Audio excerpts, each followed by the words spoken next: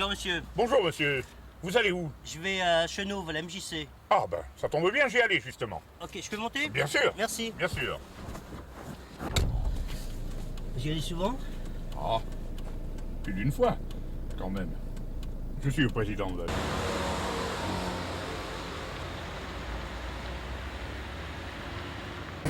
Elle existe depuis longtemps, cette MJC?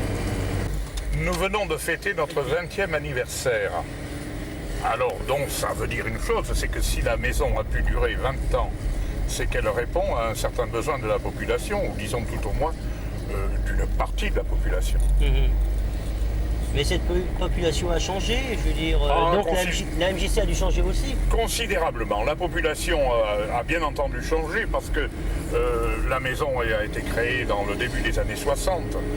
Et depuis, il s'est passé beaucoup de choses, en particulier au niveau de l'immigration. Le profil de la population n'est absolument plus le même que ce qu'il était avant. Et bien entendu, comme vous le comprenez, la MJC a été obligée de suivre le mouvement et de se mettre à la disposition des nouvelles populations, à la disposition des nouveaux problèmes qui se sont posés chez nous. Comment ça fonctionne une MJC? Question importante. Une MJC a des structures de base. Ce sont des structures statutaires qui sont imposées, bien entendu. Ces structures sont, suivant que vous partez d'en haut ou de la base, peu importe, ces structures sont l'Assemblée générale qui comprend la totalité des membres à jour de leur cotisation, qu'ils soient présents ou représentés. Assemblée générale qui est importante puisque normalement c'est elle qui détermine la politique de la maison. Ensuite, pas au sein de l'Assemblée générale, mais disons qu'à l'occasion de l'Assemblée générale, on procède à l'élection du conseil d'administration. Oui. Le conseil d'administration qui est composé de 15, 18, 20 membres, ça dépend. Ce conseil d'administration, donc, est chargé, lui, d'appliquer les décisions prises par l'Assemblée générale, de les mettre en place, et pour cela, il élit en son sein un bureau, vous connaissez très bien, le président, le secrétaire, le trésorier, qui font les tâches courantes. Et puis alors, nous avons une troisième structure, qui, à mon sens, est prépondérante, c'est le conseil de maison. Le conseil de maison, c'est l'émanation des différentes activités qui ont lieu dans la maison. Est-ce que depuis mars 86, le comportement de l'État a changé par rapport au monde associatif? Ben, bien entendu, les priorités, l'optique générale du nouveau pouvoir mis en place, ayant changé, la politique appliquée au niveau associatif, au niveau de la vie associative, bien entendu a changé. Je n'insisterai pas sur les réductions, sur les diminutions, sur les suppressions qui ont pu se produire. Il n'en reste pas moins que nous avons de gros problèmes de ce côté-là. Alors, concrètement, par rapport à certaines actions précises que vous auriez voulu mener ou que vous espérez mener, désormais vous êtes obligé de vous réorienter différemment? Bien entendu, dans la mesure où, par exemple, nous avions l'habitude depuis 3 ans de nous livrer à l'opération qui s'intitule le loisir quotidien des jeunes et qui avait pour but de permettre à des jeunes sans grandes ressources et sans grands moyens de s'occuper intelligemment. Nous avions l'habitude donc de mener cette opération. Cette année, elle est supprimée.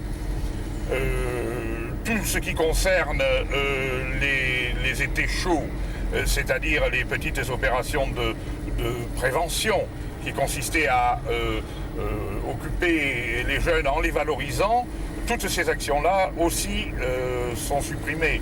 Ce qui fait que nous nous trouvons sans les crédits correspondants, mais étant donné que nous avions déjà l'habitude de procéder à ce genre d'activité-là, eh bien, il faudra bien que nous trouvions d'autres moyens, d'autres partenaires pour les réaliser. Est-ce que ça vous amène à travailler avec certains partenaires? Il y a beaucoup d'associations à Chenôve où chacune d'entre elles travaille sur la population. Malheureusement, malgré notre réel désir de collaboration et d'action commune, nous devons constater que ce n'est qu'un vœu pieux et qu'en réalité, nous ne faisons que nous côtoyer, nous rencontrer quelquefois. D'ailleurs, nous avons là, puisque nous y arrivons maintenant, l'Université populaire de Chenôve, une institution au sein de laquelle il se passe des choses très intéressantes. Nous faisons certaines de nos actions en commun avec eux, mais ce n'est quand même pas ce que nous aurions pu souhaiter. Vous êtes financé par les municipalités? Alors bien entendu, sur le plan financier, il est certain que la municipalité nous verse le budget de fonctionnement et pour l'année écoulée, c'est une somme qui se situe aux alentours de 73 millions anciens, si j'ai bonne mémoire, que la municipalité doit verser aussi au FONGEP la moitié du salaire de notre directeur, Oui. ce qui fait quand même pour la municipalité une charge importante, c'est vrai. À part la municipalité, quelles sont vos autres sources de financement? Comme je vous l'ai dit, la municipalité est quand même le partenaire financier principal, Oui. c'est certain. En dehors donc de la mairie, nous avons la direction départementale Jeunesse et Sport. Nous avons aussi le ministère de la Jeunesse et des Sports qui, par des opérations nationales, nous a subventionnés dans le passé. Nous avons la direction régionale des affaires culturelles qui nous a apporté aussi un grand soutien. Nous avons effectivement aussi différents organismes nationaux qui, en particulier dans les opérations en direction des populations immigrées, nous ont aussi aidés. Bon, j'ai entendu parler d'une convention signée entre la mairie et la MJC. La mairie, donc, après de nombreuses années d'attente, de pourparlers et de recherche, a finalement élaboré avec nous un projet de convention et cette convention a été signée l'année passée. Donc la convention est vraiment jeune, est vraiment récente. Nous avons mis beaucoup d'espoir dans cette convention qui doit en quelque sorte déterminer les rapports entre la municipalité et la MJC. Pour l'instant, il est difficile d'imaginer, il est difficile de dire que la Convention joue pleinement. Mais enfin, nous ne désespérons pas. Et il est permis quand même de penser que peu à peu, avec un rodage nécessaire, cette Convention permettra à la MJC de jouer pleinement son rôle de partenaire à part entière avec la municipalité. Est-ce qu'on peut considérer qu'une MJC court de gros risques financiers? Bien entendu, oui. La MJC court des risques financiers dans la mesure où nous avons un budget annuel. Dans ce budget, comme dans tout budget, il y a des entrées et des sorties. Si pour une raison quelconque, les sorties arrivent à être plus importantes que les entrées, c'est la catastrophe. Alors pour certaines de nos opérations pour lesquelles nous espérions certaines subventions, certaines attributions, vraiment nous sommes inquiets parce que nous savons que ces sommes-là ne nous seront pas versées, mais le travail a commencé, le travail est déjà en cours et il nous faudra quand même assumer les dépenses afférentes. Oui. Alors, pour cela, plusieurs solutions sont possibles. Soit nous rognons dans le domaine des autres activités pour arriver à boucher le trou, soit nous ne pouvons pas rogner et à ce moment-là, c'est le gros déficit Et là, je ne sais pas comment nous pourrons faire. Le travail est déjà commencé. Par rapport à l'Assemblée Générale qui a eu lieu il y a un an de cela, est-ce que les objectifs qui ont été fixés ont été atteints durant cette année? Lors de l'Assemblée Générale de l'année passée, 2 grands points avaient été dégagés dans l'action à mener en 85-86. Ces grands points étaient d'une part la formation et d'autre part l'union départementale des MJC. Oui. Alors si vous voulez, on va séparer donc les 2 points.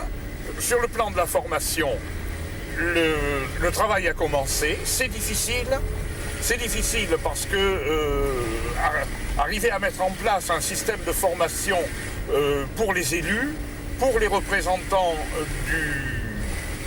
du conseil de maison, c'est excessivement difficile parce que chacun est déjà pris à la fois par ses activités personnelles, familiales, par ses activités au sein de la MJC.